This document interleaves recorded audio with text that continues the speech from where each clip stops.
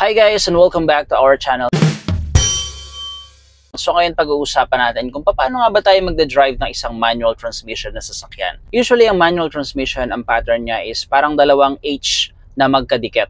So meron tayong primera, segunda, tercera, kuwarta, quinta, and reverse. Minsan sa mga ibang sasakyan meron pang sixta or yung sixth gear. So paano nga ba tayo mag-i-start ng isang manual transmission na sasakyan?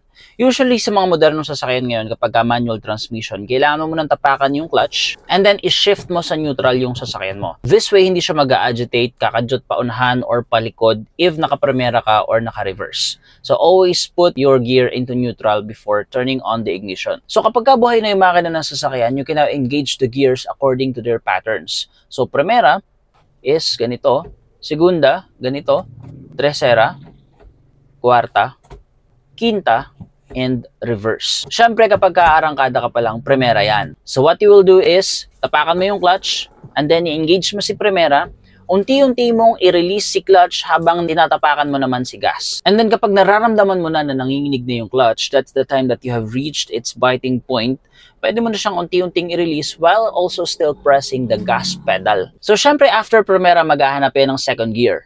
Same process, tapakan mo si clutch, ipasok mo si segunda, and then unti-unti mong tapakan yung gas pedal while also unti-unti mong nire-release yung clutch. Kapag naramdaman mo na nanginginig na yung clutch, that's its biting point, pwede mo na unti-unting i-release completely si clutch while at the same time also still stepping on the gas pedal. So yung process nyo guys is paulit-ulit lang kung mapapansin nyo.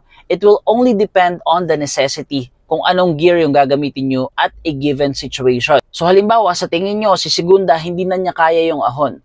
What you have to do is switch nyo sa mas mababang gear, which is the first gear, para nang sa ganon, mas makaahon yung sasakyan nyo. So halimbawa naman, segunda na, and then nangihingi siya ng mas mataas na gear kasi mataas na yung rev. Then you have to switch to tercera, and then kapag naman kwarta na, nangihingi pa ng mas mataas na gear sa highway, dahil nga mataas na yung rev, tapos mabilis na yung takbo, then you have to switch to quinta, or kung may sixta, you can switch to sixta. So the same process naman tayo palagi guys, no? So tapakan mo yung clutch, ipasok mo yung gear, and then unti-unti mong i-release yung clutch habang tinatapakan yung gas pedal. And then kapag nanginginig na yung clutch, that's the time na na-reach mo na yung biting point niya. You can slowly and completely release it while at the same time still stepping on the gas pedal. So again, ulitin ko yung pagdadrive ng isang manual transmission, meron siyang learning curve. Hindi yan basta-basta kailangan mong matutunan, kailangan mong pagpraktisan. Mas maganda kung meron kang sariling sasakyan para nang sa ganun palagi kang nakakapag-practice.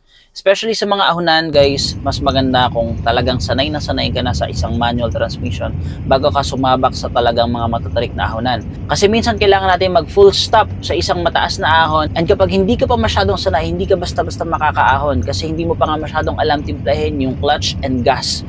Kasi mas mahirap timplahin yan kapag ka nasa ahong-ahonan ka talaga. So ayun guys, I hope may natutunan kayo. Sana supportahan nyo yung channel natin kahit bago pa lang. And sana mas lumago pa yung channel natin para mas marami tayong ma-reach ng mga tao. Ma-inform sila sa mga bagay-bagay na dapat nilang malaman about sa sasakyan. Yun lang po, and maraming salamat. Have a great day. Bye!